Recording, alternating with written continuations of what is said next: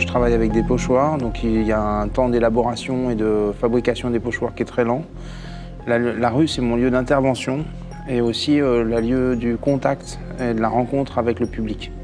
La rue, elle me fournit un support contextuel, c'est-à-dire que mes œuvres, elles ne valent que par l'interaction avec un environnement ou une temporalité. Donc l'idée, c'est quand même d'aller à la rencontre du public et de créer des œuvres éphémères qui puissent signifier quelque chose dans l'espace public. Donc j'ai choisi pour principale thématique la citoyenneté.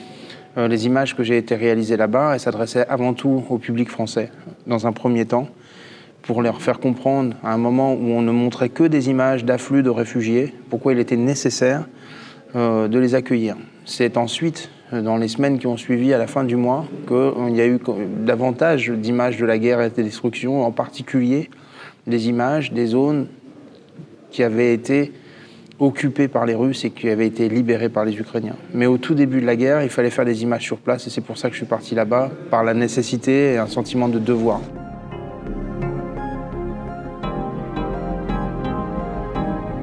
Et c'est important pour moi de préciser que ça s'est fait dans un cadre de collaboration avec le gouvernement ukrainien. Parce que si un artiste va là-bas, je pense que c'est important d'avoir l'assentiment, l'accréditation, l'approbation des Ukrainiens, y compris dans ce qu'on peint, pour ne pas commettre de maladresse. Pour que ce qu'on peint soit digne et qu'il aille bien dans le sens qui peut servir aux Ukrainiens et non pas céder à des thématiques un peu faciles. Le caractère éphémère de mes œuvres dans l'espace public, il est inhérent à ce type d'œuvre.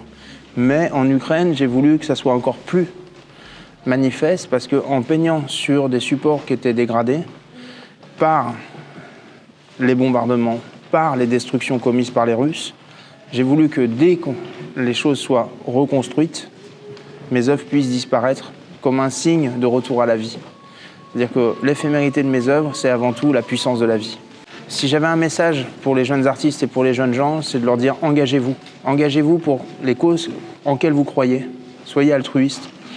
Ne cherchez pas à comparer votre engagement à celui des autres. Vous avez tout à fait la liberté de vous engager pour les Rohingyas, pour les Ouïghours, pour l'Arménie, pour l'Ukraine, pour la Palestine, pour ce que vous voulez.